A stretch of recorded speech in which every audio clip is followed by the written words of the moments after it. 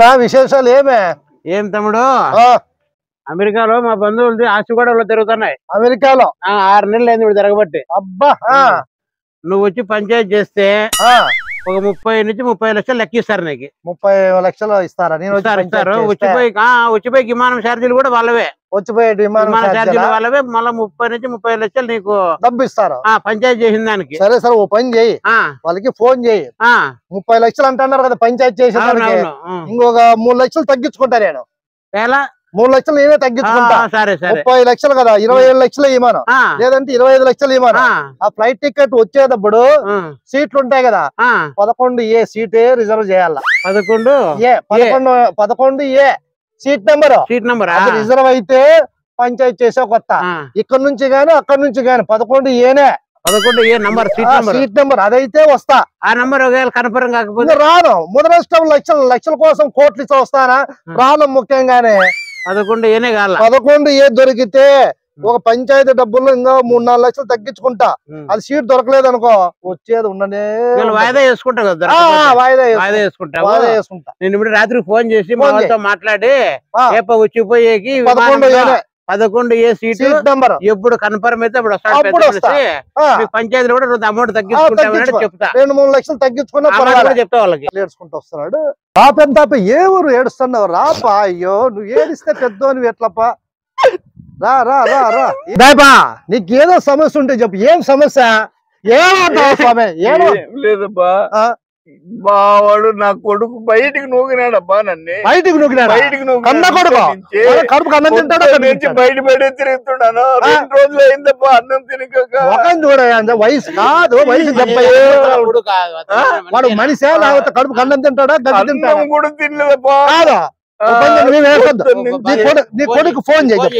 నా ఫోన్ తీయడు కదబ్బా. నా ఫోన్ నంబర్ నువ్వు ఫోన్ చేసా నెంబర్ చెప్పు. ఫోన్ కొట్టడానికి 9898 96 జన్మని 97 ఇంట్లో నుంచి బయటకి 98. చూడే ఏడ్సొద్దు, నువ్వు ఏడ్సొద్దు. ఏం చేస్తావు? ఎట్లా బయటకి వెళ్తాడు? హలో, లైన్ లో ఉండప్పా, మా తమ్ముడు మాట్లాడతా. లైన్ లో ఉండు. వానికేందంత లే పనికి మళ్ళోడా. ఏడుండవరా నువ్వు? కాదు పోయి మీ నాయన ఇంట్లో నుంచి నువ్వు బయటికి వెళ్తారు. గడ్డి నా కొడక 9 మసాలు మోసి మెట్టితో కొడతాను ఆ కొడక. మళ్ళీ మాట్లాడినావంటే నువ్వు ఏడన్నా ఉండేవా? 5 నిమిషాలు నా ముందు ఉండాలి నువ్వు. లేదనుకో నేను 1 నిమిషాలు నీ ముందుకు వస్తా. కంత్రి నా కొడక. జన్మని చెందా ఇంట్లో నుంచి బయటికి గంటే ఇంట్లో కావద్దని కూర్తావా? ఫోటో ఉంటే నా కొడక. మళ్ళీ నీకు 2 నిమిషాలు అవ్వాలి టైము. నువ్వు రావాలి పోయి. ఫోన్ పెట్టేవాయి. అదేనా కడుపుకు అన్నం తింటాడా? గడ్డి తింటాడు వాడు? కాదు. ఈత బర్లు తెచ్చుకోనే అస్సలకి వాతలు పడేదట్లా కూడా మొఖం చూడే. 24 గంటలు అయితే బయటపడే దొరుకుంటూ సమయానికి తిండి లేదంట, నీళ్ళు లేదంట. జన్మనిచ్చిన తండ్రి వాడు. కడుపుకు అన్నం తింటాడా? గడ్డి తింటాడు. ఇట్లా నాకు ఉంటే భూమి మీద చచ్చిపోతాయి. నువ్వు భయపడద్దా? వాడిని పండేసి దొమ్మల మీద ఎగిచ్చి తోడ్నే నీ కాళ్ళ మీద పడేటట్టు చేసి జీవితంలో వాడు ఎప్పుడు కూడా వాడు నేను ఇంట్లో నుంచి బయటికి పోవనకూడదు. నువ్వు భయపడద్దు. నేనున్నా. ఎవడో వాడైనా వచ్చేదే గార్నాకరాలు చేస్తాడా? ఓయ్ ఓయ్ కళ్ళు ఏమని తిరుగుతాండవే? నీకేమన్నా కాదు పోయి మీ నాయన ఎందుకు ఇంట్లో నుంచి బయటికి వెళ్తావంటే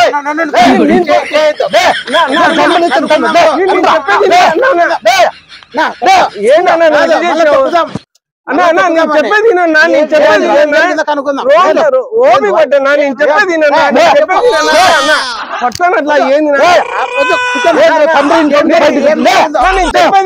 వినండి. నాకు కొద్దిగా నేను చెప్పేది చెప్తాను కదా నా అంతా. నేను మీకు ఏం చేయాలన్నా, మా అమ్మ మా నాయన పల్లెలో ఉండ్రి. కాదు నువ్వు మీ నాయన ఇంట్లో నుంచి బయటకు గెంటినావా లేదా? గెంటేసినా. ఎప్పుడు గెంటినావు? రాత్రి 12 గంటలప్పుడు. 12 గంటలప్పుడు మీ నాయన ముసలిని ఇంట్లో బయటకు గెంటితే ఎండకి గాలికి వారికి ఏడబండుకుంటాడు. ఏమంత నేను 9 మాసాలు మోసి నేను చదివించి పెద్ద చేసి ఆస్తులు ఇస్తే ఆ ముసలిని ఈ వయసులో చూడరా ముఖం చూడరా చూడరా ముఖం అసలు దరకాలనిపిస్తావు. చెప్పేది నువ్వన్నా విన్నాను అంత చెప్పేది పెద్దరా. నువ్వు మా అమ్మ మా నాయన ఆడే ఉండ్రి. నా పల్లెలో ఉండ్రి, గ్రామంలో ఉండ్రి. టౌన్ లో ఉన్నా. ఏదో ప్రైవేట్ పని చేసుకుంటా, జాబ్ చేస్తానా. నెలకు 30,000 వస్తుందన్నా. మీ అమ్మ మా అమ్మ 6 నెలల కింద చనిపోయింది. మరణించిందా? అదేనా నేను చెప్పేది. మా అమ్మ చనిపోయింది. రా నాయనా నా దగ్గర ఉండు, ఏదో ఓ పూట తినుకోకుండా కాయ కష్టం చేసి సింగిల్ బెడ్రూమ్ కొనుక్కున్నా. అవునవునులే. ఈడ టౌన్ లో. అంటే మీ నాయన భూమి 5 ఎకరాలు 10 ఎకరాలు ఏమి ఇచ్చినాడన్నా అడుగు. పెద్ద ఓ సెంటు కూడా ఇలా అడుగు. ఇలా 1 సెంటు కూడా ఇలా ఏమి ఇలా అన్నం పెట్టి టైం బాగా చూసుకుంటాడా? అట్లా కాదునా. మా నాయన పెద్ద పెట్టుకున్నా, నా ఇంట్లోనే పెట్టుకున్నా. ఏం పూటకి అన్నం పెడుతున్నా. కాపీ 2 సార్లు ఇస్తాము. అబ్బా దినస్తాంది అంటే డాక్టర్ దగ్గర కూడా పోయినా డాక్టర్ తీసుకొని చూపిస్తానమ్మా. అన్ని బాగా చూసుకున్నామన్నా. ఏం కావాలంటే అన్ని చేసుకుంటాను.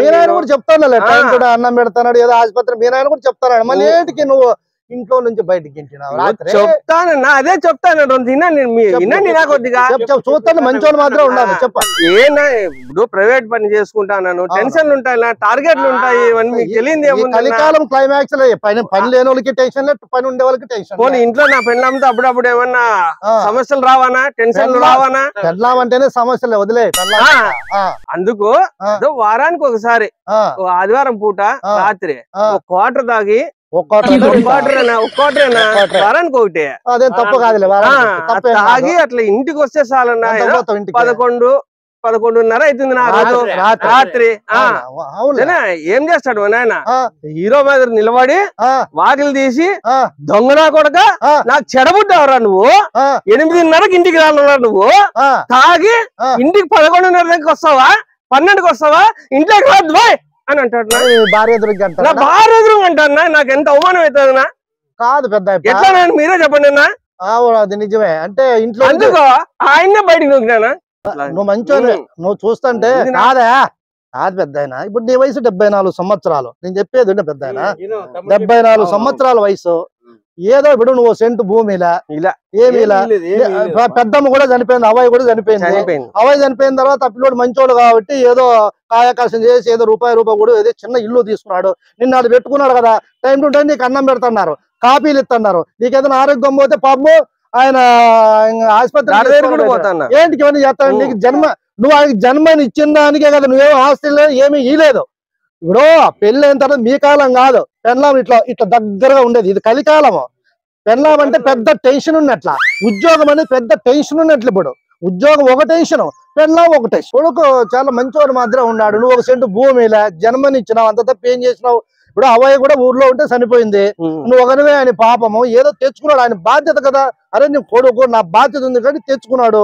టైం టు టైం టిఫిన్, అన్నము, కాఫీలు. నీకు ఆరోగ్యం బాగలేకపోతే చూపిస్తున్నాడు. ఇప్పుడు ఈ కాలం ఎట్లా ఇది కలికాలం క్లైమాక్స్. పెళ్ళాం అంటే పెద్ద టెన్షన్ ఉన్నట్ల. ప్రైవేట్ ఉద్యోగం పాపం ఎంత టెన్షన్ ఉంటుంది. నీకు అవన్నీ ఏం తెలుస్తాయి? ఏదో టెన్షన్ తట్టుకోలేక కొంతమంది రోజు 2-3 కోటర్లు తాగే వాళ్ళు ఉన్నారు. ఆ పిల్లడు మంచోడు కాబట్టి అతను ఏదో ఆదివారం పుట్లో 1 క్వార్టర్ మందు తాగి రాత్రి 10కో 11:30కో 12కో ఇంటికి వస్తాడు. ఇంటికి వచ్చినప్పుడు నువ్వు నోరు మూసుకొని ఉండక నీకెందుకు అతి 74 సంవత్సరాల వయసులో అతి కదా నువ్వు. నీకేం కావాలా? కొడుకు నిన్ను సరిగ్గా చూసుకుంటాడో లేదో అంతవరకే చూడాలి కదా నువ్వు. వారానికి ఒకసారి 1 క్వార్టర్ తాగొచ్చి కొంతమంది తండ్రిని కొడతారు, తల్లిని కొడతారు, కట్టుకున్న భార్యను కొడతారు. తాగుబోతులు ఎట్లున్నారు ఇప్పుడు? అతను తాగొచ్చేదో మర్యాదగా ముడుకుంటున్నాడు. ఏదో టెన్షన్ నుంచి బయటపడడానికి. మంచి వాళ్ళు నేనే రోజు 2 క్వార్టర్లు మందు తాగుతా. అప్పుడప్పుడు ఈ పంచాయతీలు చేసి టెన్షన్ ఎక్కువై మళ్ళీ ఎట్లుండాలి? నీకు చెబుతున్నా ఇప్పుడు ఎంతో మంది తల్లిదండ్రులు కోట్లు పిల్లలకు ఆస్తులు ఇచ్చినా ఆస్తులన్నీ తీసుకొని జన్మనిచ్చంత ఇంట్లోనే బయటకు గెంటుతున్నారు. నువ్వు ఆ పిల్లలకు 1 సెంట్ ఇచ్చినావా? ఇలేదు కదా. మళ్ళీ తండ్రి మీద బాధ్యతని ఇంట్లో పెట్టుకుని నీకేం రోగం? ఇంకా ఆదివారం 1 క్వార్టర్ తాగొస్తాడంట. మందు దాకా రావద్దు, ఇంట్లోకి రావద్దు. ఆయన సంపాదన కదా అది. నువ్వేమైనా సంపాదించి ఇచ్చినావా? ఏమన్నా నీ కోళ్ళు ఏమైనా సంపాదించి ఇచ్చిందా? లేదు కదా. అందుకని ఇకపైన నువ్వు ఏం చేయొద్దు. చాలా మంది నీకు అర్థం కాలే పెద్ద ఆయన. ఓల్డేజ్ హోమ్ లేకపోతే కోట్ల ఆస్తులు ఉంటాయే వాళ్ళంతా ఓల్డేజ్ హోమ్ లో ఉన్నారు. ఇన్లే కడుపు కూడా పెట్టేలా కొడుకులు. అందుకని మంచి కొడుకే, నువ్వేం ఎదారపడద్దు.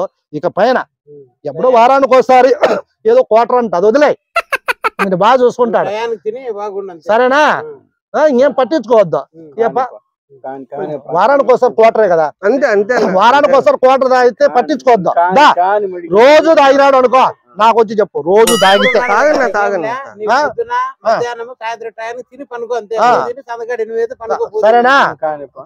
నాయన పిలుచుకోని పో పాప ఏడున్నాడు పొద్దున అన్నం తిన్నాడో లేదో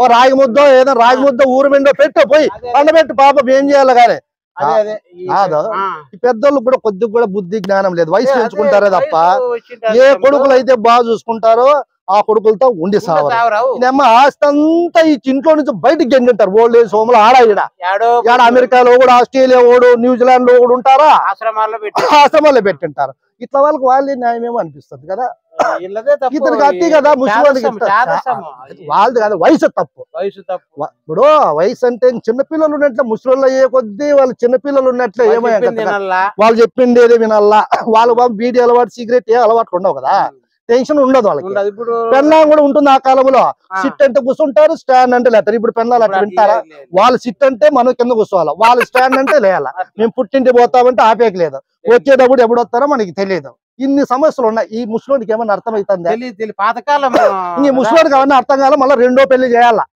రెండో పెళ్లి చేస్తే టెన్షన్ అంటే ఏందో ఆ టెన్షన్ తట్టుకోవాలి ముసలోడు కూడా రోజు 2-3 కోటల మందు తాగుతాడు అవసరమై దగ్గు ఎక్కువైందినా బారు పోయి 2 పీక్కే తప్ప నాకు దగ్గు ఏమవుతుంది